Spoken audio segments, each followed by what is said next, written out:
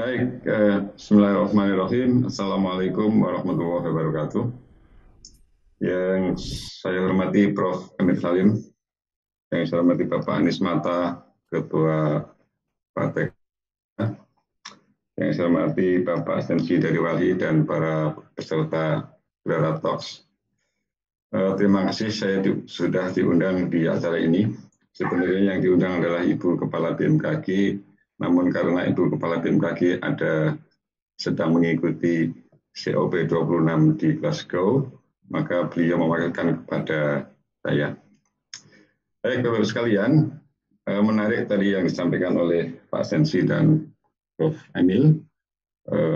Banyak sekali yang sudah disampaikan mengenai apa itu perubahan iklim dan indikator apa yang menjadikan kita menamakannya perubahan iklim. Kali ini saya lebih senang menggunakan kata teguran dibanding dengan kata ancaman. Kalau ancaman suasananya menjadi menakutkan, tapi kalau teguran barangkali ini teguran dari Allah SWT sehingga kita bisa berintrospeksi diri. Nah, BMKG dalam hal ini memang ditugaskan oleh negara untuk melakukan pengamatan, analisis, dan memberikan informasi tentang cuaca, iklim, dan gempa bumi. Sehingga yang kami tampilkan hari ini adalah hasil monitoring BMKG khusus terkait dengan perubahan iklim. Apakah benar bahwa yang dikatakan oleh Bapak Sensi dan Pak Emil tadi bahwa iklim sudah berubah?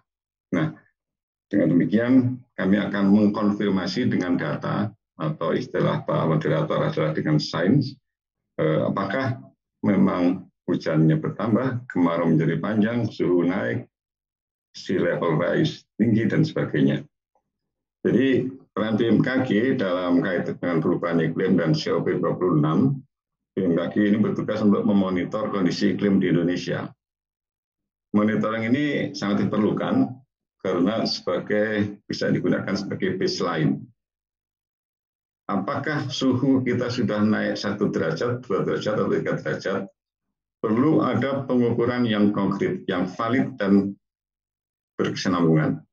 Nah, inilah gunanya kita memonitor kondisi iklim. Nah, dalam COP26 yang sekarang sedang berlangsung di Glasgow, BMKG mendorong perlunya observasi iklim yang berkualitas dan berkelanjutan. Apa gunanya? Observasi iklim yang kita lakukan sejak zaman Belanda hingga sampai sekarang adalah kita gunakan untuk mengetahui secara pasti bahwa suhu naik atau tidak. Di samping itu untuk membuat proyeksi 50 tahun ke depan, 100 tahun ke depan, apakah suhu akan naik terus. Sehingga BMKG sangat mendorong sains berdasarkan observasi, bukan berdasarkan intuisi, sehingga kita perlu data observasi sepanjang-panjangnya. Sehingga salah satu program Organisasi Meteorologi Dunia atau WMO adalah Integrated Global Greenhouse Gas Information System. Seperti yang disampaikan Prof. Emil adalah bumi kita diselimuti oleh gas rumah kaca atau greenhouse gas. Nah, kita juga perlu untuk mengukur. Nah, bagaimana dengan indikasi perubahan iklim secara global? Ini tidak akan saya bahas semua. Saya ingin membahas yang di tengah ini. Ini adalah kondisi suhu dan karbon dioksida. Ya, tahun 1880 sampai 2019, ini nyata sekali peningkatannya sangat tajam. Kemudian di bagaimana perubahan atmosfer kita tentang khususnya karbon dioksida. Jadi pada 800.000 tahun sebelum sekarang, ini rata-rata sekitar di bawah 300 ppm, namun sekarang di 2019 sudah naik tajam menjadi sekitar 411 ppm. Nah, inilah yang disebut oleh Pak Prof. Emil tadi bahwa CO2 sudah menyelimuti bumi kita. Kalau tadi global, bagaimana kondisi di Indonesia? BMKG melakukan pengamatan CO2 sejak tahun 2004 sampai 2020. Jadi sudah agak panjang kita punya data CO2. Pengamatan ini kita lakukan di Bukit Ketetapan atau Bukit Tinggi, sebuah bukit yang alamnya masih bersih, sehingga dipilih menjadi stasiun pengamatan atmosfer global, sehingga sebagai baseline-nya di sana. Nah, dengan data ini kita bisa melihat bahwa sebenarnya CO2 di Kota Tabang atau di Bukit Tinggi itu masih di bawah dengan rata-rata globalnya. Namun demikian, trennya sama. Jadi trennya sama naiknya, namun nilainya masih di bawah nilai global. Nah, pada pengukuran tahun Januari 2021, Kota Tabang tercatat 411,1 ppm, sedangkan rata-rata global sebesar 405 ppm, jadi masih rendah. Namun demikian, dari trennya ini bisa kita lihat sebesar 2 ppm per tahun. Nah, kalau kita tidak melakukan apapun, maka bisa kita bayangkan 2050 sudah berapa? Berarti ditambah 30 kali 2, berarti ditambah 60 ppm. Nah, inilah yang harus ditekan agar CO2 seperti kata Prof. Emil tadi adalah net zero pada tahun 2050. Kalau tadi CO2, bagaimana dengan suhu? Ya, BMKG juga sudah melakukan pengamatan sejak 1860, sejak zaman Belanda, khususnya di Jakarta. Terlihat trennya bahwa untuk suhu maksimum itu sekitar 2 derajat per 100 tahun. Jadi ini mengkonfirmasi bahwa peningkatan suhu secara global ada sekitar 2 derajat, 1,5 sampai 2 derajat. Jadi terkonfirmasi oleh kenaikan suhu di Jakarta yang kami amati sejak 1860. Kemudian kalau tadi Jakarta, bagaimana dengan seluruh Indonesia? Nah, kami coba untuk mengolah data suhu di 91 stasiun pengamatan di seluruh Indonesia. Nah, kita bandingkan dengan normalnya. Kalau yang hitam itu adalah suhu udara rata-rata, kemudian yang kuning adalah anomali suhu rata-rata. Nah, bagaimana dengan suhu udara rata-rata? Suhu tahunan rata-rata dibandingkan dengan normalnya, jadi normalnya itu diambil 30 tahun, yaitu normal 1981 sampai 2010, kita anggap rata-rata normal, dianggap sebagai baseline-nya. Maka pada tahun 2020, suhu rata-ratanya sekitar 27,3 derajat, sedangkan normalnya 26,6. Nah, dibandingkan dengan 81 2010 saja, di tahun 2020 sudah naik sebesar 0,7 derajat Celcius. Nah, bagaimana ke depannya? Jadi ini salah satu juga pengamatan yang dilakukan BMKG juga mengkonfirmasi terjadi kenaikan suhu udara. Nah, bukti nyata yang lain, ini peneliti BMKG bekerja sama dengan peneliti dari beberapa negara, telah melakukan pengukuran ketebalan salju yang ada di Gunung Jayawijaya. Jadi dilakukan pada tahun 2010, 2015, 2016. Nah, di sini terkonfirmasi bahwa yang pertama, tebal es ini berkurang setebal 5,26 meter selama 5 tahun, 2010 sampai 2015. Jadi rata-rata penipisan ketebalan es di Jayawijaya adalah 1 meter per tahun. Nah, ini. Nah, kemudian di tahun 2015 sampai 2016, ini dalam jangka waktu kurang lebih 1 tahun, sudah berkurang 5,7 meter.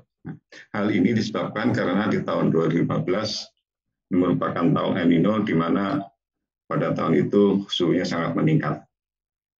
Nah, jika kita lihat dari gambar sebelah kanan, ini B, C, D, E. B itu kondisi salju Jayawijaya pada bulan Juni 2010, C adalah November 2015, D November 2015, dan E Maret 2018. Terlihat sekali pengurangannya. Jadi pengurangan tutupan es sejak 2010 sampai 2017, ya, dari data satelit didapat bahwa luas tutupan es berkurang 78%, yaitu di 2002 sekitar 2 km persegi, 2018 tinggal 0,45 km persegi. Nah, dengan demikian kita memperkirakan gletser atau salju yang ada di puncak Jayawijaya kemungkinan akan menghilang dalam 1 dekade ke depan. Nah, ini membuktikan bahwa es tidak hanya mencair di kutub seperti yang disampaikan Prof. Emil tadi, tapi es di Gunung Jayawijaya juga telah mengalami pencairan. Inilah satu bukti bahwa memang suhu di Indonesia juga meningkat. Nah, ini juga data dukung untuk menggambarkan betapa berkurangnya gletser yang ada di puncak Jayawijaya. Baik, kalau tadi suhu, bagaimana dengan hujan? Nah, dari tahun 81 sampai 2021, seperti yang sudah disampaikan pembicara sebelumnya, tren kejadian hujan ekstrim di Indonesia, jadi hujan ekstrim ini kita kategorikan yang intensitasnya di atas 150 mm per hari.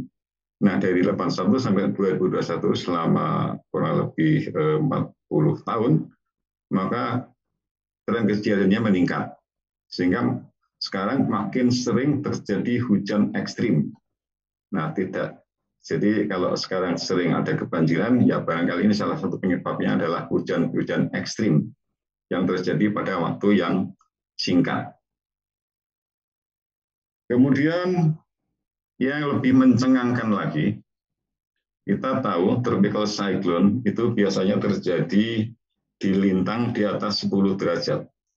Jadi pada saat siklon tropis atau angin topan ya, itu jika mendekati ekuator, begitu masuk ke 10 lintang utara atau selatan, maka akan berbelok karena pengaruh gaya Coriolis dari perputaran bumi.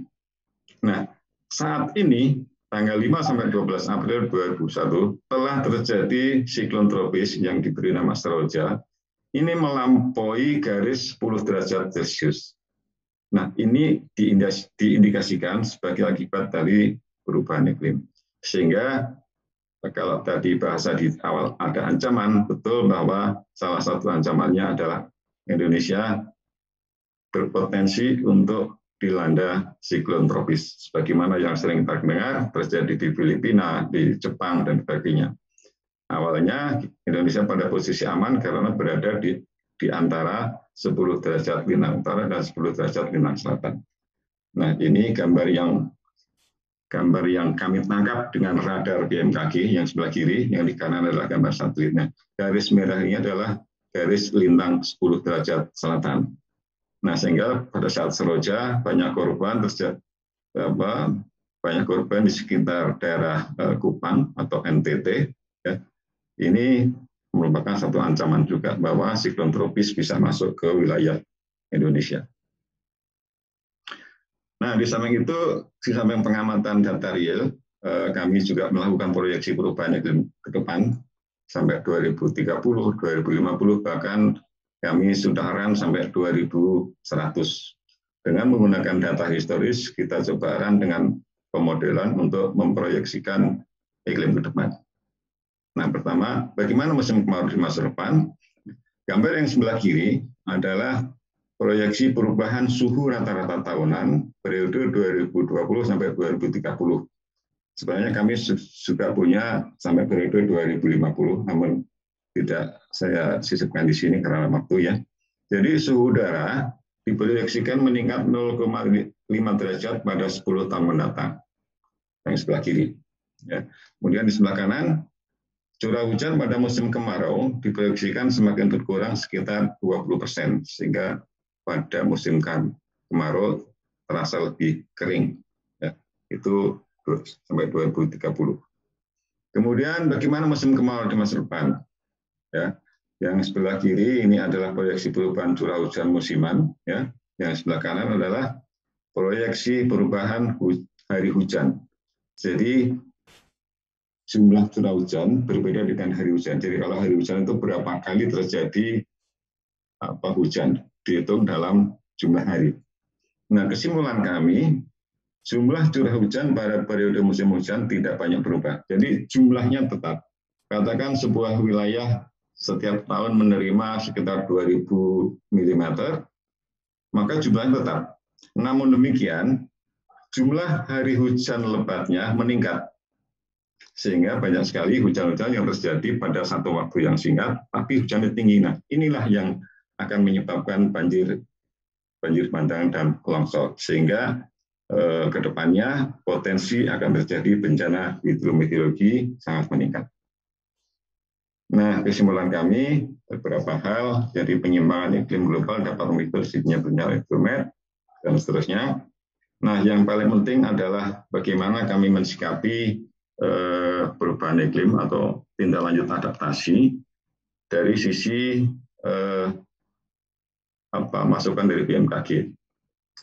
Dalam kancah perubahan iklim internasional, menurut kami ada 3 pilar utama, yaitu pertama kebijakan, science assessment, dan climate services. Kebijakan ini biasanya dibahas di sidang-sidang UNFCCC, United Nations Framework Convention of Climate Change, kemudian dari sisi science oleh IPCC atau Intergovernmental Panel for Climate Change. Nah, kebijakan dan sains ini kadang-kadang tidak bisa serta-merta langsung diimplementasikan oleh masyarakat, oleh sektor maupun oleh pemerintah dan industri. Nah, untuk itu diperlukan pelayanan servis atau informasi iklim supaya pelaksanaan adaptasi bisa berjalan dengan baik. Nah, siapa yang melakukan climate services? Salah satunya adalah Lembaga Organisasi Meteorologi Dunia atau WMO, termasuk di dalamnya BMKG. Karena BMKG juga masuk sebagai anggota WMO dalam memberikan climate service. Nah, sampai saat ini, pilar yang ketiga atau climate services seringkali tidak dilihat pada saat sidang-sidang COP. Tenggelam dalam hingar-bingar butir 1 dan 2 yang membahas masalah kebijakan, strategi, politis, dan sebagainya. Padahal, real action untuk adaptasi dan mitigasi itu perlu didukung oleh layanan iklim yang baik, berdasarkan pengamatan yang akurat dan sustain atau keberlanjutan, dan informasi yang akurat. Jadi, jika ingin kita melakukan mitigasi adaptasi, perlu dipertimbangkan informasi iklim. Apa yang sudah dipunyai BMKG? BMKG melakukan pengamatan iklim sepanjang masa, kemudian memberikan prediksi iklim, serta memberikan proyeksi perubahan iklim. Nah, di sisi sektoral, kita juga memberikan layanan informasi tentang sumber daya air, kesehatan, terutama demam berdarah. Kemudian karhutlah kita juga memberikan semacam peringatan dini, pertanian. Kemudian kami juga membuat peta potensi energi terbarukan seperti peta potensi energi dari angin, energi dari matahari dan sebagainya. Hingga terakhir adaptasi dan aksi sektoral perlu ditunjang oleh climate services atau informasi iklim dan bekerja berkelanjutan antara sektor terkait dengan BMKG. Jadi BMKG siap untuk memberikan informasi ini kepada masyarakat, membantu literasi, dan sebagainya. Demikian, kurang lebihnya mohon maaf. Assalamualaikum warahmatullahi wabarakatuh.